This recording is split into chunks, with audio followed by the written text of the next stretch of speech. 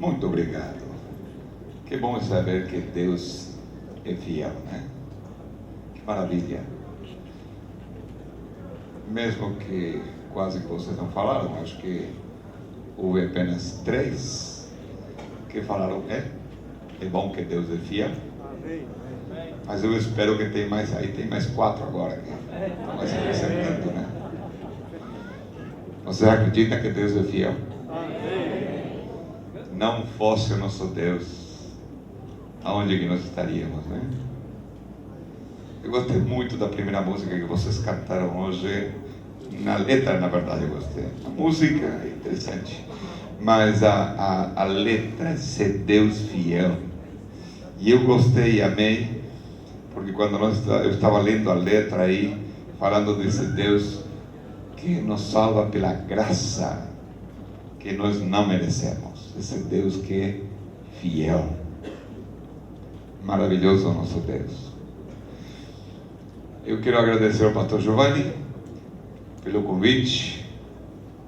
Uma alegria estar aqui, pastor.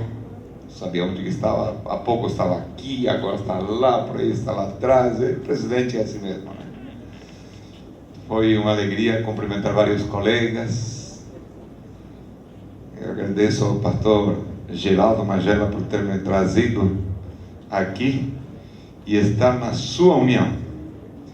A querida Eusébio, uma alegria estar aqui. Se ano quase que não acompanhei vocês aqui na Eusébio. E foi bom isso aí para vocês, mais tranquilo, né? Que a gente esteja tanto aqui. Hoje à noite, falando para a liderança da igreja. Quantos de vocês são anciãos da igreja? Posso ver as mãos? Muito bem. Quantos são diretores ou diretoras de congregações? Muito bem.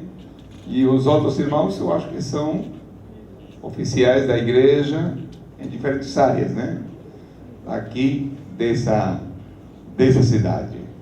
Eu espero que Deus esteja nos acompanhando. Esse é um ano muito especial para a igreja adventista.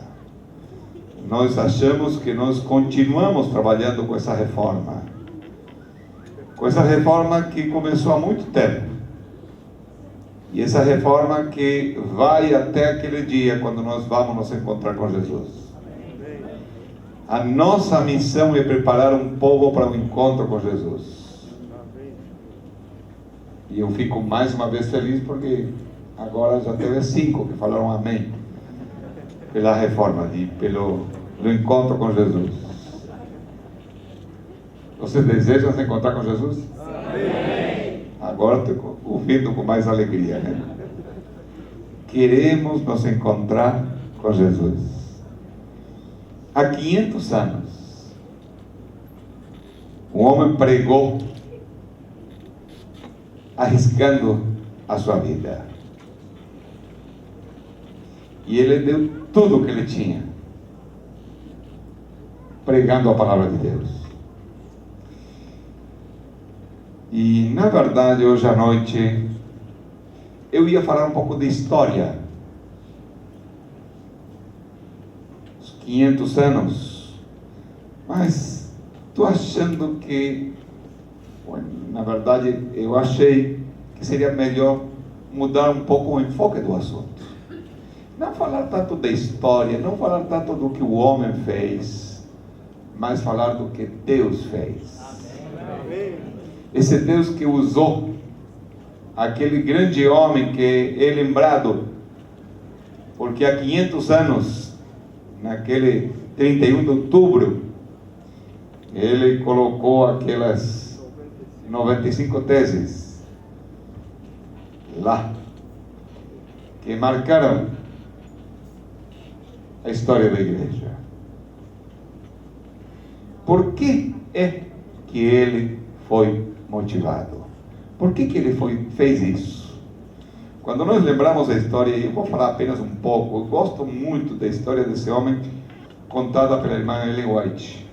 No livro O Grande Conflito, nós encontramos algumas coisas muito interessantes lá.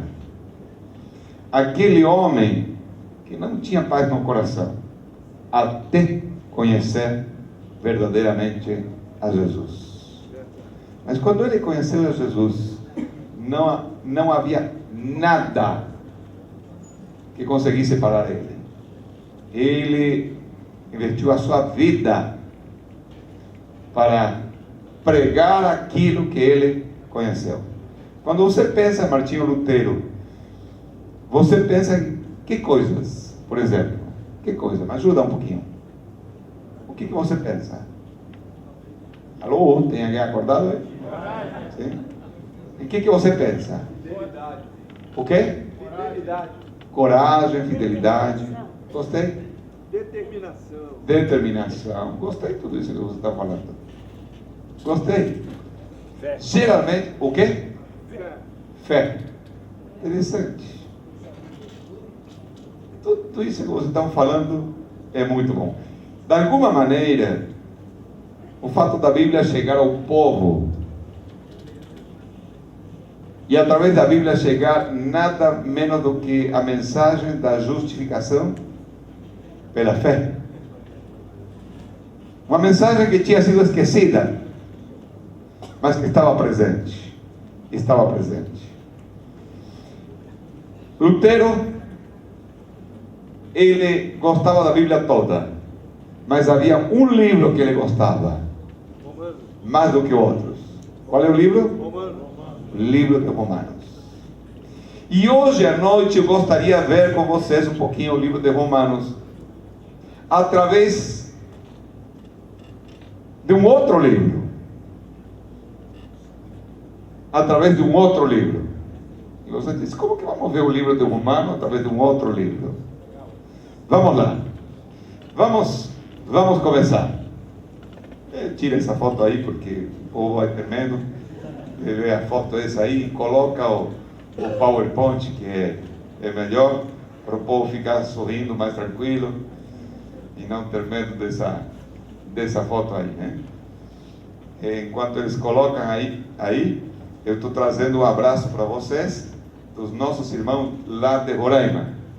Ontem, nessa hora, eu estava acompanhando lá um encontro, saí de lá depois de meia-noite, viajamos a noite toda e, bom, o dia foi um dia longo hoje, pouco para dormir, assim, se eu fico dormindo, em algum momento vocês acordam a gente para continuar, tá bom?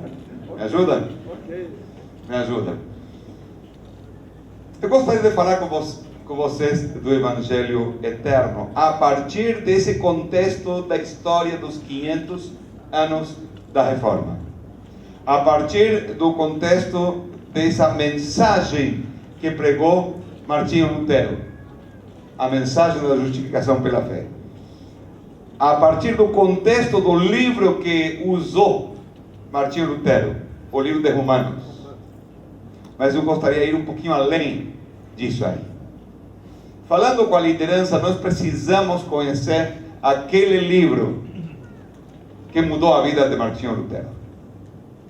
Nós precisamos não apenas conhecer ele intelectualmente, mas nós temos que conhecer muito bem o conteúdo desse livro. Houve alguma mudança ao longo da história com relação ao plano da salvação? A salvação para o povo de Deus foi diferente em algum momento, o outro? Sempre foi. Ou o plano de Deus continua sendo o mesmo? A lição da escola sabatina dessa semana foi bênção, né? Eu acredito que nós todos gostamos. E hoje à noite vamos ver um pouquinho, alguma coisa do que vimos nesses dias na lição da escola sabatina. O Evangelho Eterno. Evangelho Eterno. Quando nós falamos de Evangelho Eterno, a nossa cabeça, quem sabe, vai voando para Apocalipse capítulo 14. O que diz lá? Você tem a sua Bíblia? Vocês vão me ajudar na leitura da Bíblia hoje à noite? Eu não tenho condições de ler muitas passagens, mas você vai me acompanhando aí na leitura da Bíblia. Eu tenho a minha Bíblia aqui também, vou ir lendo alguma passagem. O que diz lá em Apocalipse capítulo 14, versículo 6? O que diz lá? Teme a Deus e dá-lhe glória, porque Está falando do que aí? Do Evangelho Eterno. Está falando do quê? Do Evangelho Eterno. O que significa eterno? Não tem fim. Para sempre, não tem começo, não tem fim. O Evangelho Eterno. E esse Evangelho tinha que ser pregado com muita força. Eu sempre quando eu leio essa passagem, eu penso no apóstolo João, aquele homem que começa dizendo: vi voar pelo meio dos céus um anjo que estava trazendo o quê? O Evangelho Eterno. E como que continua a passagem aí? Como que continua a passagem? Para pregar aos que se assentam na terra. Começa, por favor, alguém pode ler, porque vocês vão de trás para frente aí, tá mais difícil. Leia bem forte, pastor Magé, por favor.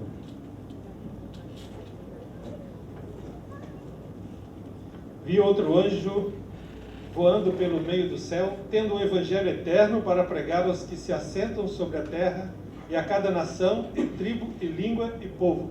Continua lendo o próximo. Dizendo em grande voz: temei a Deus e dai-lhe glória, pois é chegado a hora do seu juízo, e adorai aquele que fez o céu, e a terra, e o mar, e as fontes das águas. Muito obrigado, pastor. Lá chega o anjo. E esse anjo tem o Evangelho Eterno para pregar. Mas para pregar aquele Evangelho Eterno, ele o faz em grande voz. E eu gosto muito dessa expressão. E alguns de vocês têm me ouvido já em algum momento falar disso aí. Em grande voz. Alguém de vocês falou hoje em grande voz?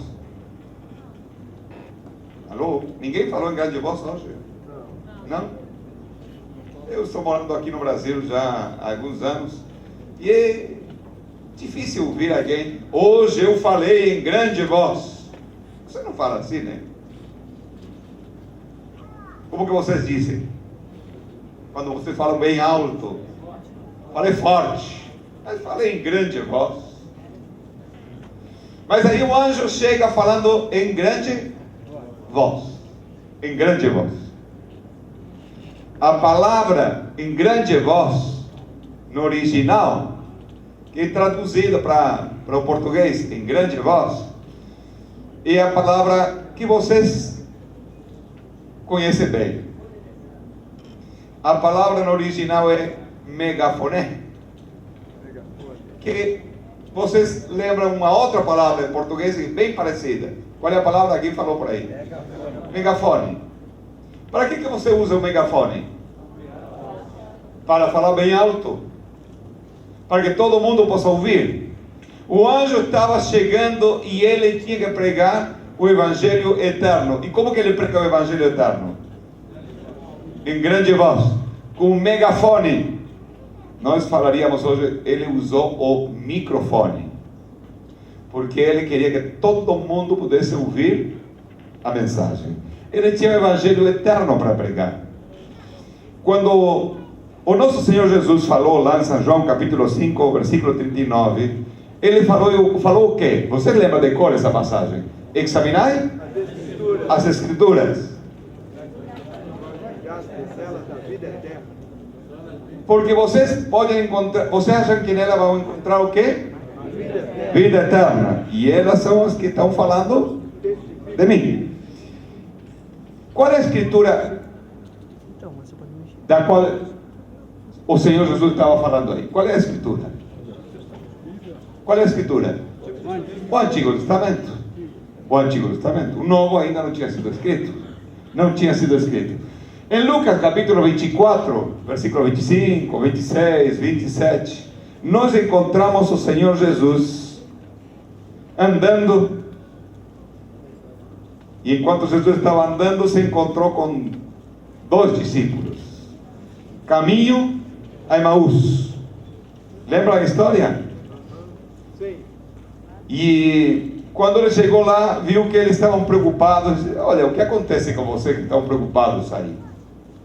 Por que vocês estão tristes? E o que eles falaram? Olha, eu acho que você é o único que não sabe. Nós estamos tristes porque acontece que chegou um homem que nós achávamos que ia ser o Messias. E hoje já há 3 dias que ele morreu.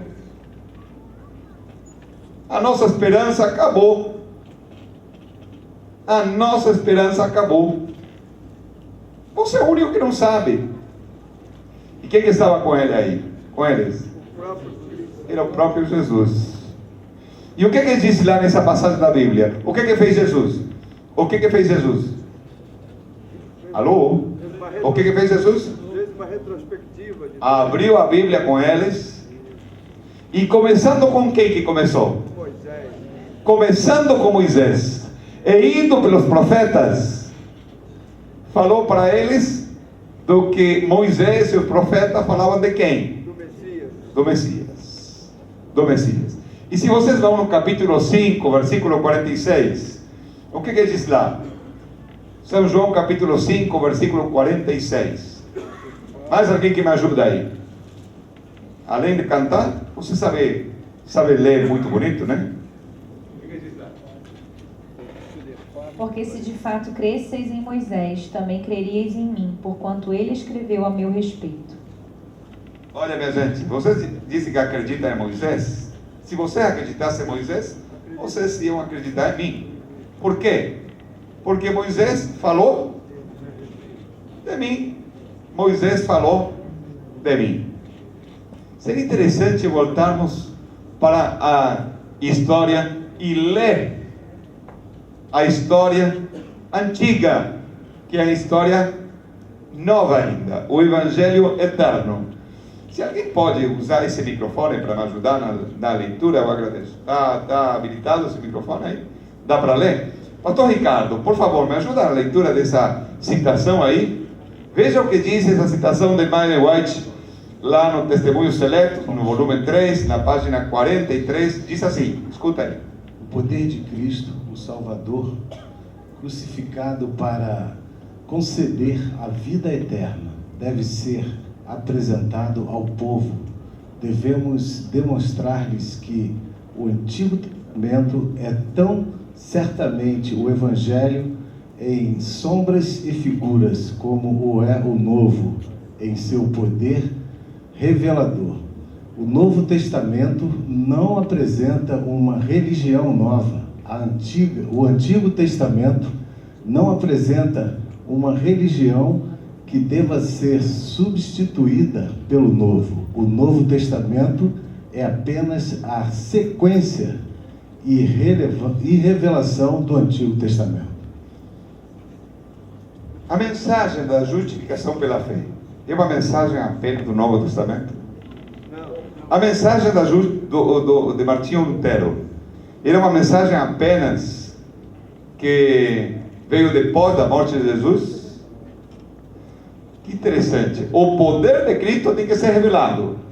Devemos demonstrar que o Antigo Testamento é tão certamente o quê? O Evangelho em sombras e figuras, como é o Novo no seu poder revelado. Nós temos que apresentar o Antigo Testamento.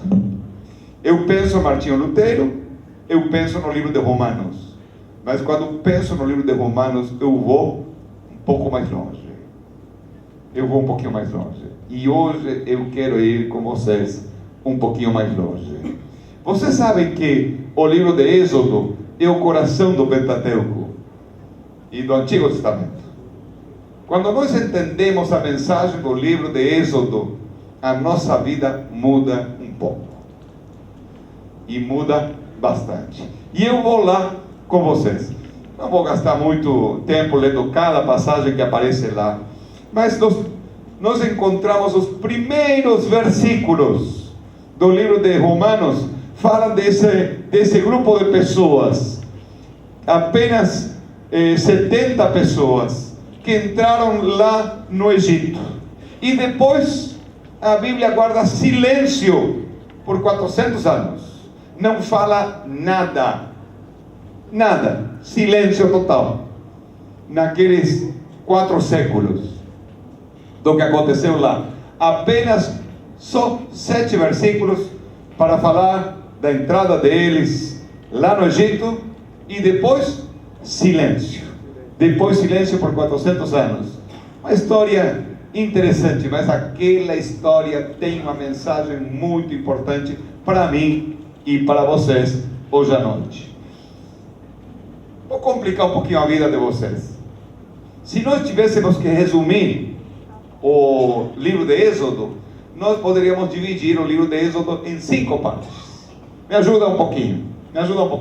A primeira parte, capítulo 1 até o capítulo 6, fala da necessidade da redenção, fala da escravidão, fala da situação terrível do povo de Deus. Qual era a situação do povo de Deus? Escravos. O que eles precisavam? Redenção. Logo, depois, do capítulo 7 até o capítulo 11, fala do poder do Salvador. O poder do Redentor. Fala das pragas. As 10 pragas. Poder do Redentor. Do capítulo 12 até o capítulo 18, fala do caráter da redenção. Baseado no sangue. Do capítulo 19 até o capítulo 24, fala dos deveres dos remidos. Deveres dos remidos. E dos capítulos 25 até o capítulo 40, ele está falando da adoração e provisão para as debilidades dos remidos. Fala do santuário. Do que aparece do capítulo 25 até o capítulo 40, o apóstolo Paulo escreve lá no livro de Hebreus. Porém, é interessante a progressão lógica do livro de Êxodo. Veja um pouco a progressão lógica. Primeiro fala do quê? Da situação dos israelitas. Depois fala do poder do Redentor. Depois fala de que são livrados pela graça, pelo sangue. Depois fala dos deveres dos remidos. Agora, você diz, o que tem a ver isso com Lutero? O que tem isso a ver com o livro de Romanos? Lutero amava o livro de Romanos. E o livro de Romanos, na verdade, está baseado no livro de Êxodo. Vejam algumas coisas interessantes. No livro de Romanos, no primeiro lugar, apresenta a realidade dos humanos. A realidade dos humanos. O que diz a Bíblia lá nessas passagens? Vocês lembram o que diz lá? O que diz? Todos pecaram, todos estão destituídos da glória de Deus, todos vão morrer. A situação terrível. E a primeira parte que fala o livro de Romanos. Porém, lá no capítulo 3, versículo 23, fala do poder do Redentor. O que diz o capítulo 3? Vamos ler aí. Romanos capítulo 3, versículo 23, que nós lemos a primeira parte aí, o capítulo 3, versículo 23, diz assim: pois todos pecaram e carecem da glória de Deus. Mas não para por aí, graças a Deus. Se parasse aí seria muito triste, né? Mas continua mais um pouco. Pois todos pecaram, carecem da glória de Deus. E o que diz o versículo 24? Sendo justificados o quê? Gratuitamente, por sua graça, mediante a redenção que há em Cristo Jesus. O que apresenta o livro de Romanos? Primeiro apresenta a realidade dos humanos. Qual é a realidade? Pecadores. Merecem o quê? A morte. Mas em segundo lugar fala do poder do Redentor. A salvação é pela graça, pelo nosso Redentor. Depois o apóstolo Paulo fala que somos livrados pela graça. E logo a seguir, nos capítulos 6 em diante, ele fala dos deveres dos remidos. E nesse trimestre, daqui a pouco, nós vamos nos encontrar com esses capítulos e vamos ver os deveres dos remidos. Eu pergunto para vocês encontram um paralelo entre o livro de Romanos e o livro de Êxodo? O que falava o livro de Êxodo? Primeiro, Condição humana. a situação dos escravos, terrível. Depois falava do poder do Redentor. Depois falava de que são salvos pela graça, sangue. E depois fala dos deveres dos remidos. O livro de Romanos vai exatamente pelo mesmo caminho. Na verdade, o apóstolo Paulo tinha aberto o livro de Romanos o livro de Êxodo, quando ele escreveu o livro de Romanos. Quer dizer que se eu quero entender a reforma, eu preciso entender o livro de Romanos. Agora, se eu quero entender o livro de Romanos, eu teria que entender o livro de Êxodo. Se eu entendesse o livro de Êxodo, entenderia bem melhor Romanos. E se eu entendo Romanos, vou entender a história da reforma. Veja o vocabulário que usa o apóstolo Paulo lá no livro de Romanos. Algumas palavras: escravidão, escravo, libertação, liberdade, redenção, cordeiro, sangue, Páscoa, maná, rocha, nuvem, serpente. E continua aí. Eu escrevi apenas algumas palavras. De onde que ele tirou todas essas palavras? De onde que ele tirou todas essas palavras? Do livro de Êxodo. Do livro de Êxodo. Estão cansados já? Posso continuar mais um pouco? Apenas estamos começando o assunto. Mas se estão cansados, parar por aí, né?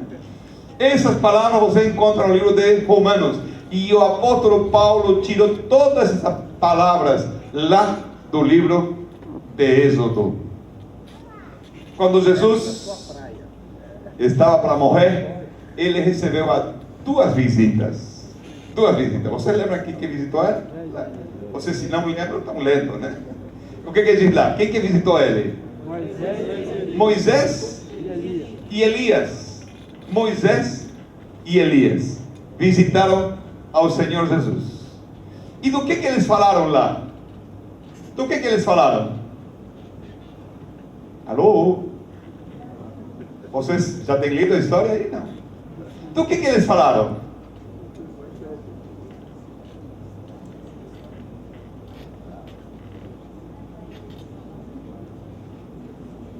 Moisés e Elias falaram com Jesus. Do que eles falaram? Sabe o que diz a Bíblia? Sabe o que diz a Bíblia? Que eles falaram do Êxodo de Jesus. O que significa Êxodo? O que significa Êxodo? O quê? Saída. Saída. Saída. Meus queridos, a partida. Lá no livro de Lucas, capítulo 9, versículo 31. Lucas, capítulo 9, versículo 31. Fala do que falaram Moisés e Elias com Jesus. Eles falaram da partida, eles falaram da morte, eles falaram da partida de Jesus. Ele não ia continuar, ele ia morrer. Chegou o momento da Páscoa, chegou o momento que o cordeiro ia morrer, chegou o momento do Êxodo. Interessante esse assunto. Jesus estava a ponto de tirar o ser humano da escravidão do pecado. Da escravidão do pecado. E então a Bíblia diz que eles falaram do Êxodo, da partida, da saída. O Êxodo e nós. Algumas poucas coisas. Êxodo é muito mais que uma história antiga, irmãos. Muito mais do que uma história antiga. Está muito além disso aí. Somos escravos do pecado. Escravos do pecado. Alguém de vocês é escravo do pecado? Aqui não. Parece que não, né? Sou eu mesmo, né? Não sei. Vou contar o meu testemunho pessoal. O que eu gostaria de fazer, eu não consigo fazer. Mas aquilo que eu não gosto de fazer, é tão fácil fazer. Vocês já ouviram alguém falando disso aí? Paulo, né? Mas com você não acontece isso aqui, né? Vocês desejam fazer a coisa certa e é fácil fazer a coisa certa, né? É assim? Não é fácil. É fácil não. O que acontece conosco? O que acontece conosco? Nós somos escravos do pecado. E aquilo que nós gostaríamos de fazer, eu gostaria de ser uma pessoa agradável, bondosa, pessoa assim, eu gostaria de ser bem parecido com Jesus. Vocês já são parecidos com ele, né? Mas eu gostaria de ser parecido com Jesus. Mas é tão difícil, né?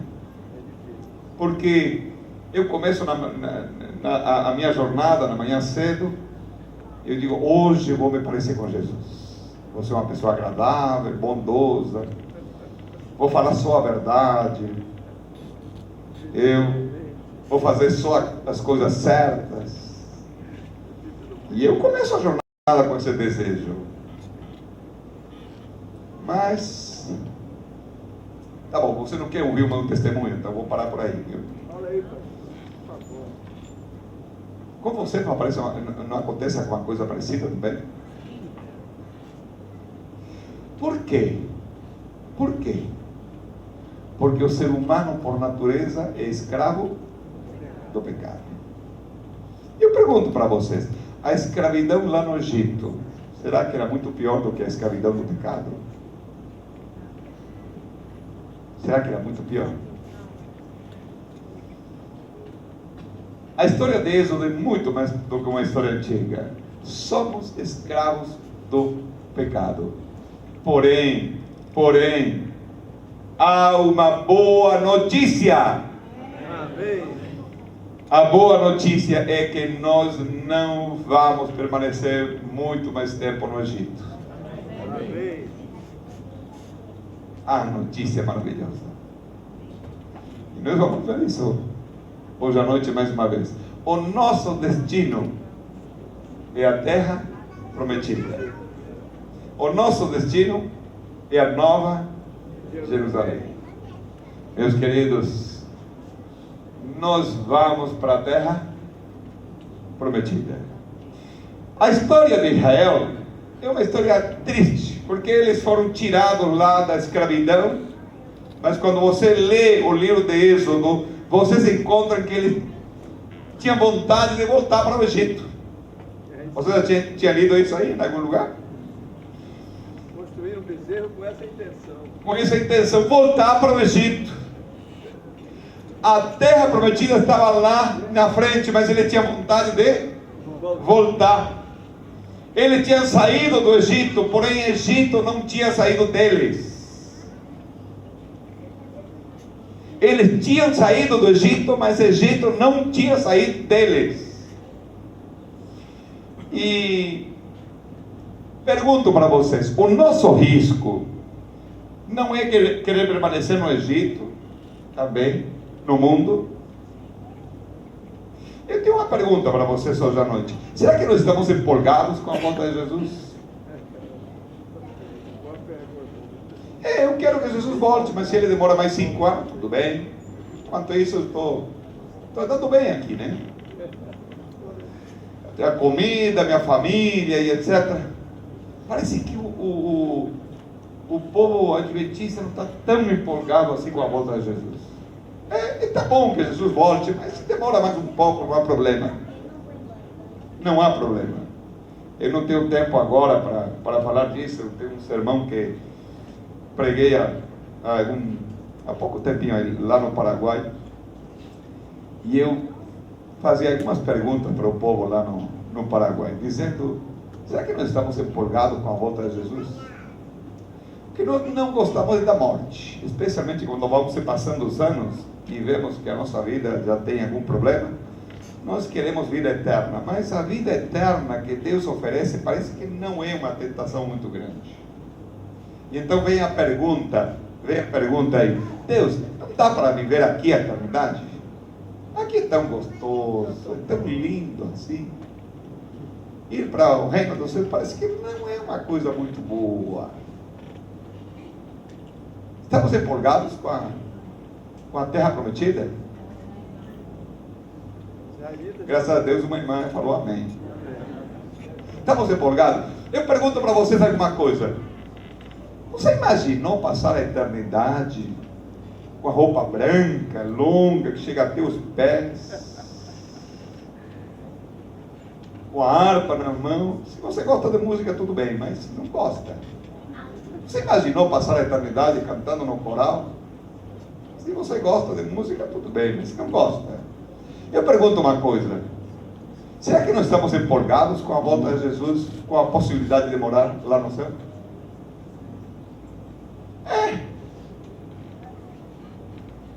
Queremos que Jesus volte. Porém, estamos empolgados. Pergunto para vocês uma coisa: será que os céus é tão empolgante assim quanto um mundial de futebol?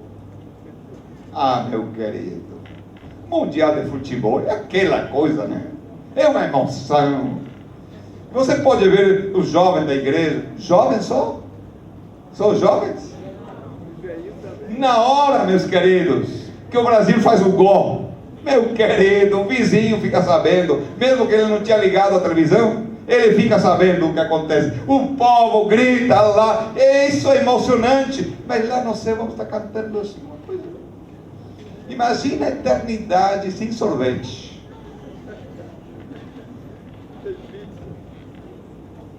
Sem sorvete. Não vai ter chocolate. Senhor, não dá para morar, viver a eternidade aqui?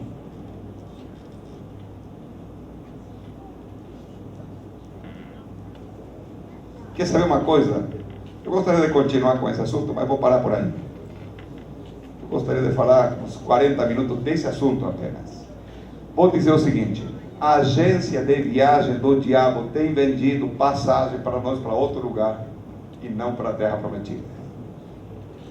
E mesmo que nós falamos da volta de Jesus, dos céus e etc., parece que nós não estamos tão empolgados quanto deveríamos estar. Alguém poderia dizer: eu quero que Jesus volte. Falaria um jovem: eu gostaria que Jesus volte, mas antes dele voltar eu gostaria de terminar a faculdade, viu?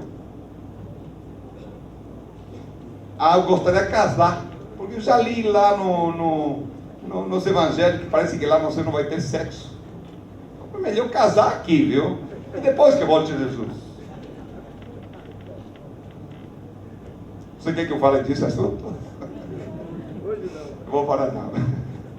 Fique tranquilo. O problema do povo de Israel, ele não estava empolgado com a terra prometida. Ele tinha saído do Egito, mas o Egito não tinha saído deles. Há algum parecido com o que acontece conosco? Não tem nada de parecido, não. Vou deixar esse assunto aqui agora para que você não jogue pedra na gente, né? Meus queridos, estamos entusiasmados com o céu? Desejamos entrar na terra prometida? Aí ia compartilhar uma história, mas não vou compartilhar por conta do tempo. Vou passar para um outro assunto. Nós vamos armar um pouco um quebra-cabeça nessa noite. Então tenha um pouquinho de paciência aí. Nascidos na escravidão. A escravidão dos israelitas era real, inumana. Imagina, a tua mãe está doente e você fala para o chefe: olha aí, hoje à tarde não vou vir para fazer tijolos, viu? Porque eu vou visitar a minha mãe que está doente. Podia falar isso o israelita, o escravo podia falar isso? Hoje à tarde não tenho vontade de trabalhar, eu vou para a praia hoje à tarde. O escravo podia falar isso aí? De jeito nenhum. A situação do escravo era terrível, era triste, realmente triste a situação dele. A opressão era muito pesada, nada podia fazer para se libertar, nada podia fazer. Todos os intentos tinham fracassado, todos os intentos. Não havia lugar para otimismo. O pai foi escravo, o avô era escravo, o bisavô foi escravo, o filho ia ser escravo.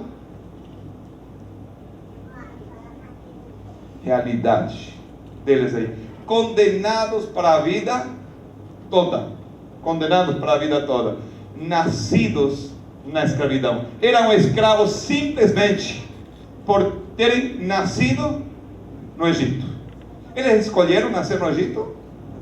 Não, escolheram não. Eram escravos porque eles nasceram escravos. Por decisão dos antepassados. Não foi decisão deles. Tem algum parecido isso aí com Romanos capítulo 5, versículo 12, versículo 19? Vocês leram isso? Romanos 5? Essa semana não leram, não? Leram, né? Tem algum parecido com isso aí? Não. Não ajuda a dizer, eu não tenho a culpa. Eu não escolhi ser escravo. Que eles falassem que escolheram ou não escolheram, que eles gostam, que não gostam, ou que não gostam, a realidade qual era? Eram escravos. Eram escravos. Responsáveis ou não, a realidade é que eram escravos. Nasciam e morriam escravos.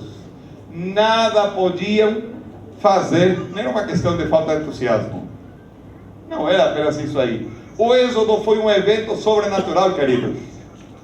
Obra exclusiva de Deus. Tudo o que eles deram foi a sua escravidão. Mais nada. Tudo o que eles entregaram foi a sua escravidão. Deus fez absolutamente tudo. Absolutamente tudo. E não... Eu gosto dessa passagem. Poderíamos ler lá no livro de Êxodo, capítulo 14. Vejam, gosto muito dessa passagem. Veja o contexto. Eles estavam para passar o mar. E na hora que estavam passando o mar, eles viram que estavam chegando lá o exército e eles iam morrer. Todo mundo ia morrer. Eles começaram a gritar desesperados aí. Entraram num desespero terrível. E o que aconteceu? O que falou Deus? Capítulo 14, versículo 13. Capítulo 13. E o que diz lá? Por favor, me ajuda com você que tem o microfone aí ao lado. O que diz lá? Capítulo 14, versículo 13. Moisés, porém, respondeu ao povo: não temais, aquietai-vos e vede o livramento do Senhor que hoje vos fará. Porque os egípcios que hoje vedes, nunca mais os tornareis a ver. Versículo 14 continua dizendo: o Senhor pelejará por vós, e vós apenas os calareis. Meus queridos, qual é o conselho? Estar apenas quietos. Por quê? Porque Deus ia agir. Deus ia agir. Nós também nascemos, o quê? Escravos. Nós também nascemos escravos. Romanos capítulo 5, que nós limos nessa semana, na lição da escola sabatina, nos lembra isso aí. Nós também podemos dizer: não gosto de ser escravo do pecado. Não gosto. Você pode dizer: eu não tenho a culpa que a minha primeira mãe comeu a da fruta lá no jardim do Éden. Eu não tenho a culpa. Eu não escolhi ser escravo. Meu querido, que você tenha culpa, que você tenha escolhido, que você goste, que você não goste, a verdade qual é? Escravidão. Que você e eu somos escravos. Quem sabe alguns de vocês não gostam que eu fale assim hoje à noite, dizendo que vocês são escravos. Mas é verdade. É verdade. Aquilo que nós gostaríamos de fazer, não fazemos. E aquilo que não gostaríamos de fazer, isso sai aí automaticamente. Por quê? Porque a escravidão do pecado nos leva a fazer aquilo que nós não gostamos. Mesmo que nós podemos dizer não gosto, não tenho a culpa, não escolhi, nada muda a realidade. Nós somos escravos. Nós somos escravos. E vocês e eu precisamos de salvação externa. De uma salvação que vem de fora. E o apóstolo Paulo escreve lá no livro de Efésios, capítulo 2, versículos 8 e 9, ele escreve dizendo que somos salvos pela graça, não por vós, para que ninguém se glorie, e etc. Né? justificados pela fé. E eu tenho uma pergunta para vocês hoje à noite: o que é a justificação pela fé? Alô? O que é a justificação pela fé? Ser salvo sem merecer. É ser salvo sem merecer. Interessante. Eu estava fazendo teologia e tinha um professor de teologia que fez com que nós aprendêssemos muitas citações de cor. Eu não gostava muito assim de aprender de memória, de cor, como que chama? Lembrando assim. Mas houve uma citação que eu nunca consegui esquecer. A irmã Ellen White diz assim: o que é justificação pela fé? Ela pergunta: o que é justificação pela fé? E o que ela diz? É a atuação de Deus abatendo até o pó a glória do homem e fazendo por ele aquilo que não está em sua capacidade de fazer por si mesmo. Quando o homem percebe sua completa desvalia, então, não antes, então, quando ele reconhece a sua completa o quê? Desvalia, então está preparado para ser revestido com a justiça de Cristo. A única possibilidade é essa aí. Mais uma vez, o que é a justificação pela fé? O que é a justificação pela fé? É a atuação de Deus. Não é a nossa. É a atuação de quem? De Deus. Que faz o quê? Abatendo até o pó a glória do homem. E fazendo por ele aquilo que não está em sua capacidade de fazer por si mesmo. E continua dizendo lá no final: quando um homem percebe sua completa desvalia, então está preparado para ser vestido com a justiça de Cristo. Esse ponto nós não gostamos, os seres humanos. E é por isso que é a glória de Deus abatendo até o pó a glória do homem. E fazendo pelo homem o que o homem não pode fazer por si mesmo. Isso aí é a justificação pela fé. Deus agindo na nossa vida. Vou mais um pouco. Cansados já? Quando estejam cansados, paramos. Tá bom? Ainda não. Vocês são um povo maravilhoso, minha gente.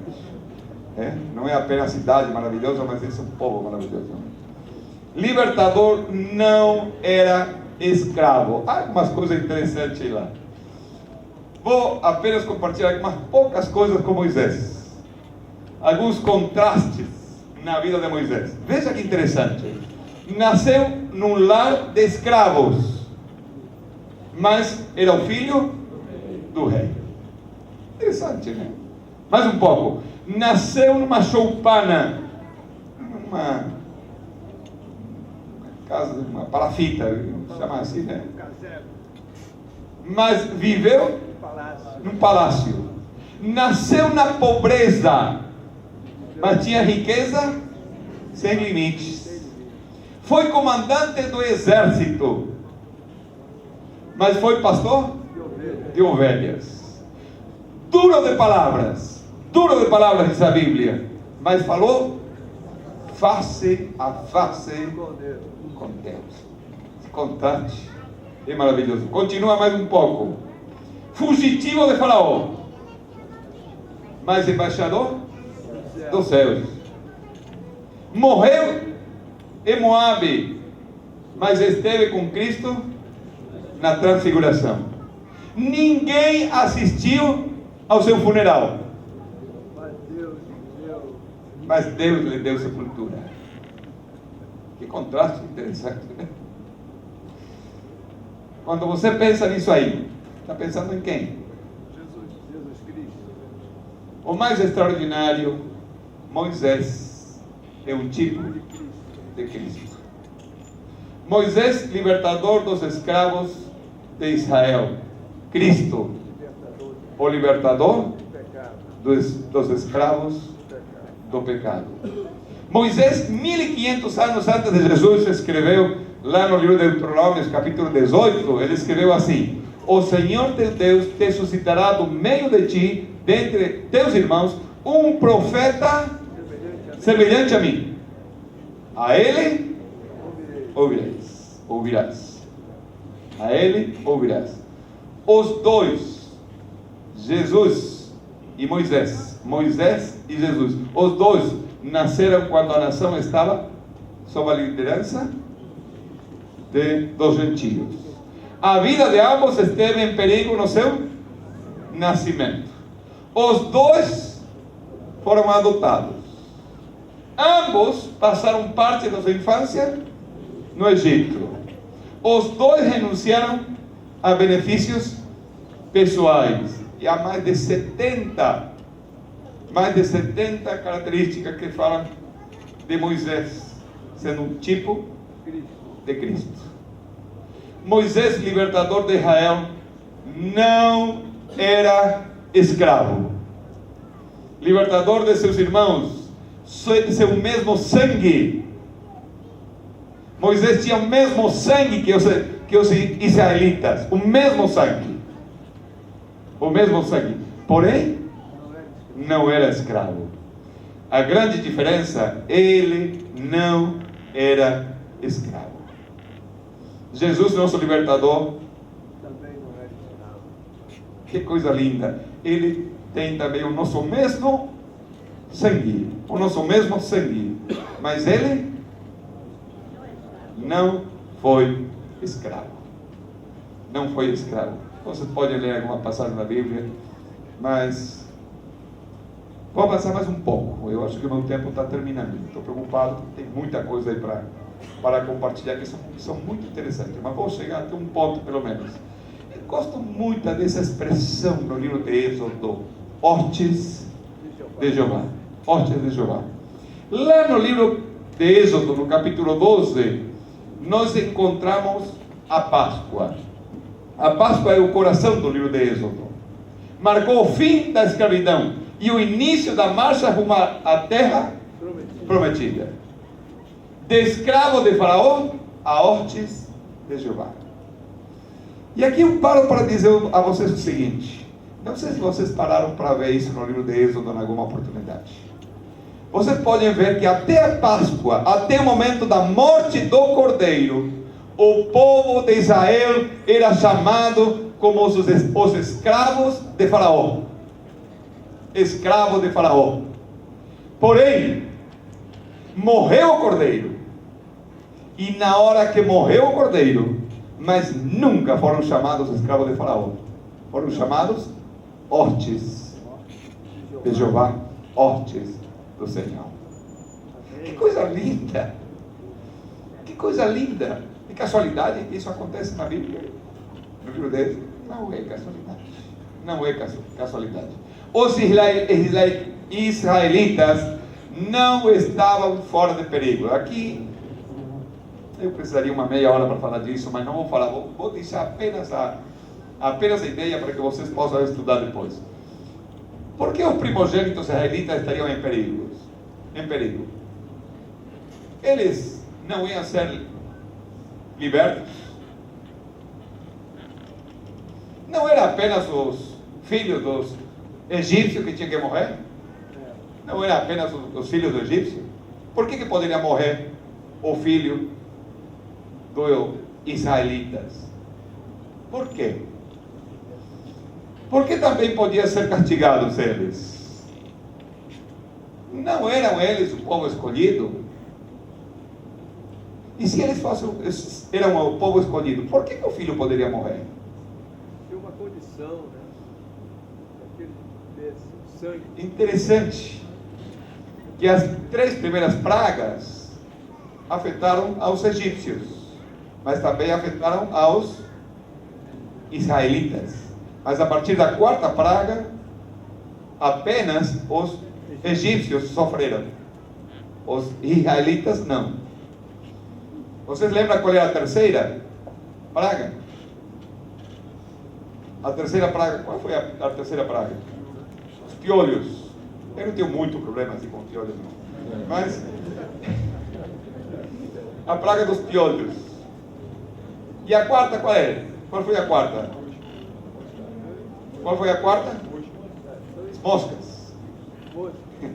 Tinha um professor de história, um doutor em história, adventista ele, e ele estava dando uma aula para adolescentes na igreja, e ele falou o seguinte: meus queridos, a aplicação que ele fez interessante. Olha, um adventista pode ter piolhos, mas não pode ter mosca, viu? Piolho, todo mundo tem um filho que toma banho todos os dias, mas vai na escola e contagia com piolho, né? Mas mosca fala de sujeira, né? Então ele falava: olha, o adventista pode ter piolho, mas não pode ter mosca, meu querido. O adventista tem que ser limpo. Mas não vamos falar disso aí hoje à noite. Mas a 10ª praga, qual foi a 10ª praga? A morte dos primogênitos. A morte do primogênito podia acontecer com quem? Com o egípcio, mas também poderia acontecer com os israelitas. Por quê?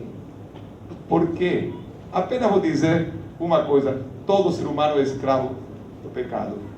Todo ser humano é escravo do pecado. Todos pecaram e todos merecem a morte. Mas vou deixar esse assunto para que vocês trabalhem em alguma outra oportunidade. Se o pastor Giovanni não se arrepende de ter me convidado, eu posso voltar e falar um pouquinho desse assunto aí. Escolha do cordeiro aparece lá nessas passagens. Devia se escolher antes, sem defeito, 1 ano de idade, ser sacrificado. O sangue devia ser colocado no umbral da porta. O sangue seria o sinal. Devia comer da carne e etc.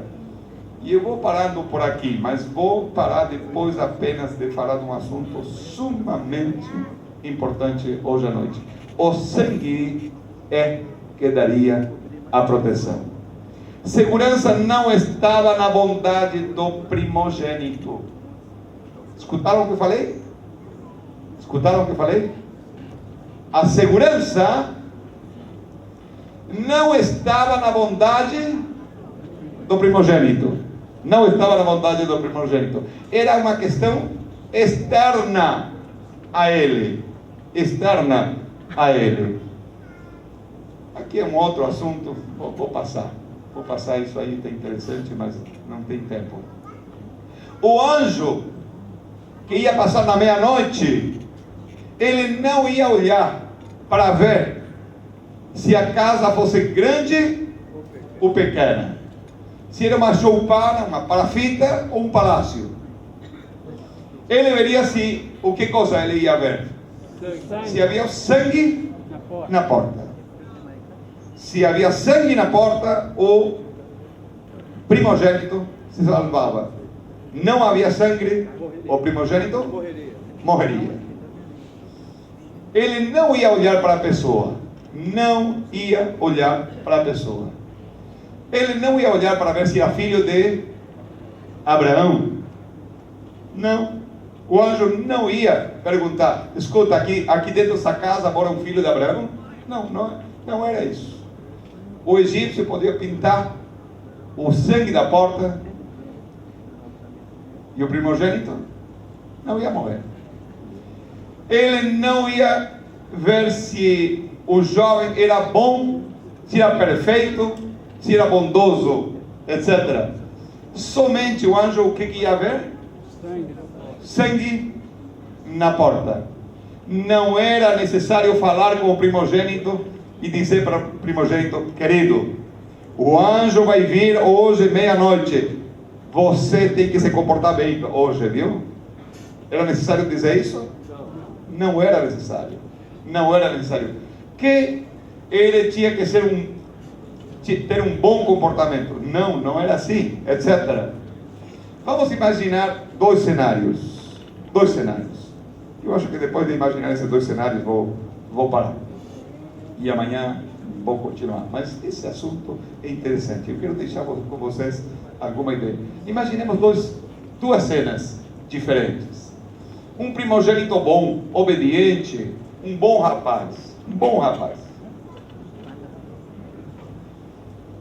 Esse jovem adventista que foi escolhido ancião da igreja. Esse jovem que além de ser ancião da igreja, ele tem 3 pequenos grupos. Além disso, ele dá vários estudos bíblicos. Ele é um líder que os jovens gostam. Quando ele prega, a igreja está lotada, porque a igreja gosta de ouvir esse jovem adventista aí, pregando, porque prega bonito. O jovem bem cristão, bom cristão realmente. E nessa noite que o anjo ia vir, e os primogênitos iam morrer, se não houvesse sangue na porta, o primogênito fala para o pai: pai, quer saber uma coisa? Eu sou primogênito, e eu não gostaria de morrer hoje à noite. Você alguma vez parou para pensar, se você fosse o primogênito, naquele dia, qual ia ser o seu comportamento? Na meia-noite ia passar um anjo. Qual ia ser o seu comportamento naquele dia? Então, aquele jovem diz: pai, não esqueça de colocar sangue na porta, no umbral da porta. Pai, por favor, não esqueça. E o pai diz para ele: filho, não se preocupa não. Eu vou colocar o sangue na porta, mas o anjo vai vir apenas na meia-noite. Filho, vai dormir. Você é um bom adventista, você é um bom jovem, você costuma ser bem temperante, você deita cedo para dormir. Vai dormir tranquilo, eu vou colocar o sangue na porta. Vai dormir tranquilo. E o pai, depois que o filho foi dormir, ele vai pegar o sangue para colocar na porta. E quando ele vai colocar o sangue na porta, ele fica pensando: mas ele sabe colocar sangue na porta? O anjo conhece o meu filho? O anjo sabe que meu filho é ancião da igreja? O anjo sabe que meu filho tem 3 pequenos grupos? O anjo sabe do comportamento do meu filho? Além disso, colocar sangue na porta. Alguém de você tem sangue na porta? Da sua casa? Não. Não tem? Por que não coloca? Coisa bonita aí. Não gosta, não? Olha, o pai disse: colocar sangue na porta não fica tão bonito assim, não.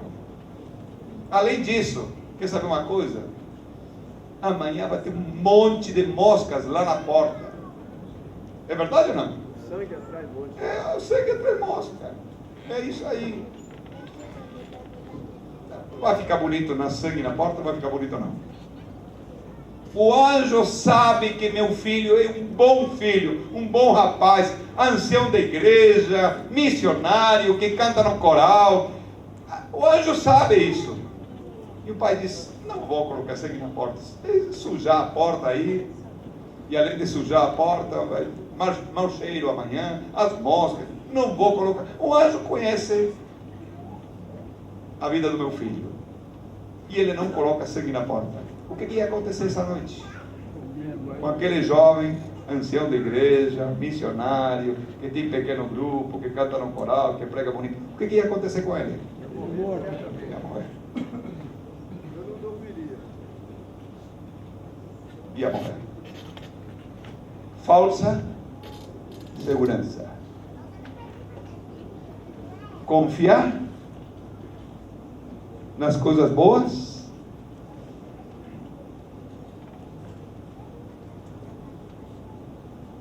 Tinha feito. Vamos ao outro exemplo. Um primogênito normal. Ele é adventista também. Ele também vai para a igreja, mas alguns sábados ele fica cansado, foi uma semana difícil. E ele fica dormindo na sua casa, está cansado de ter estudado nessa semana. E ele é primogênito também. E ele sabe que o anjo vai passar na meia-noite.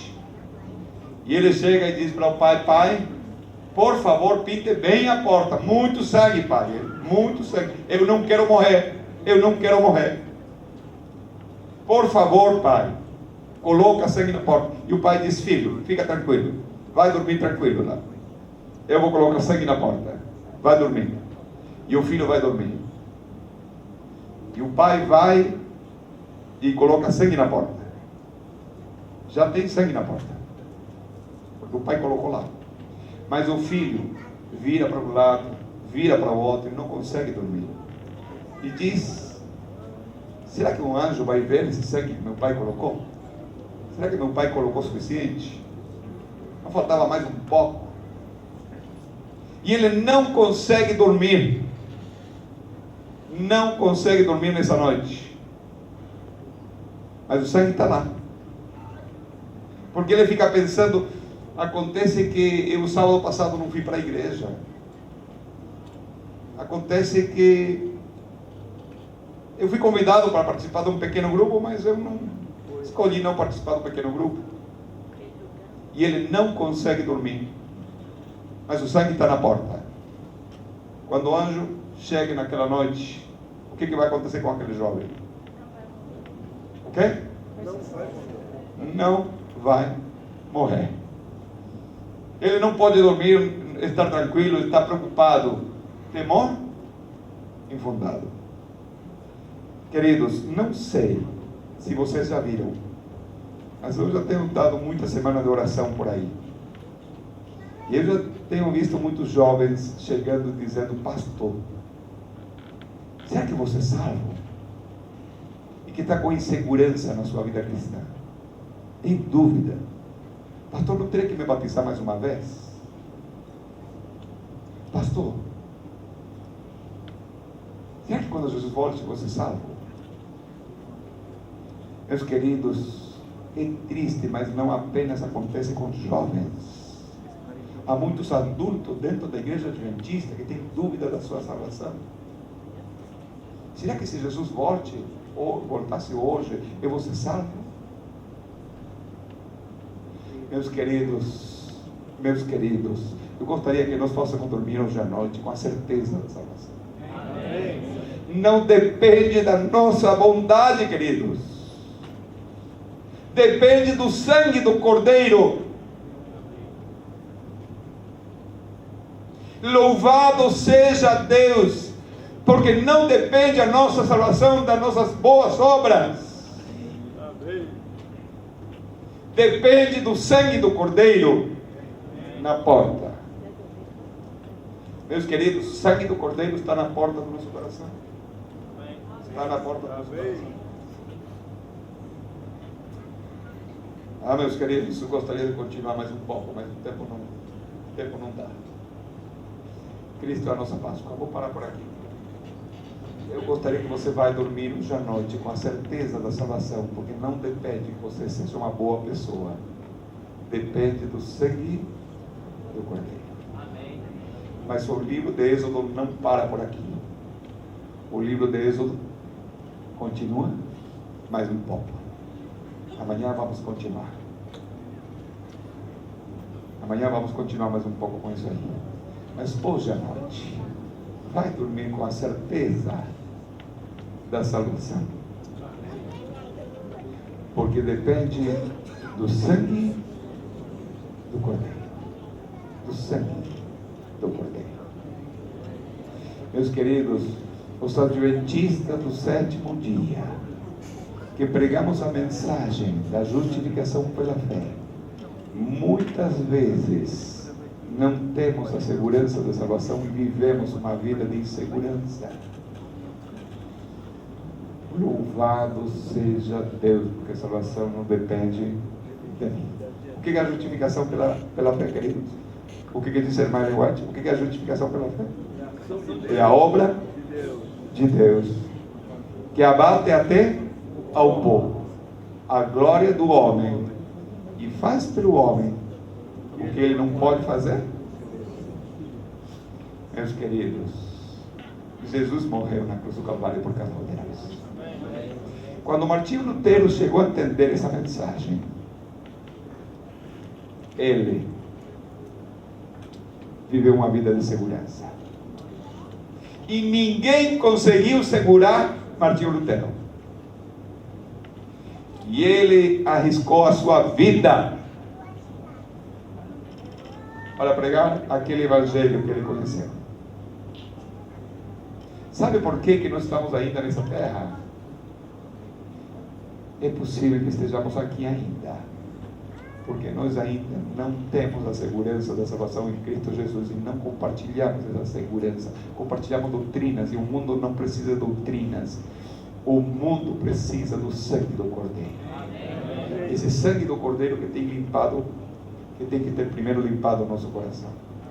Meus queridos, eu gostaria que a liderança da igreja dessa situação possa ir hoje à noite para dormir com a segurança da salvação, porque a segurança da salvação não depende das tuas boas obras, depende do sangue do Cordeiro. Mas se nós parássemos aqui nessa hora, não seríamos muito justos com vocês. Amanhã vamos ver uma parte realmente maravilhosa. O livro de Romanos foi escrito com o livro de Êxodo aberto. Com o livro de Êxodo aberto. Se nós queremos entender o livro de Êxodo, de Romanos, temos que entender o livro de Êxodo. Que Deus te abençoe. Vai dormir com a segurança da salvação em Cristo Jesus. Deus esteja contigo, te abençoe. Amém.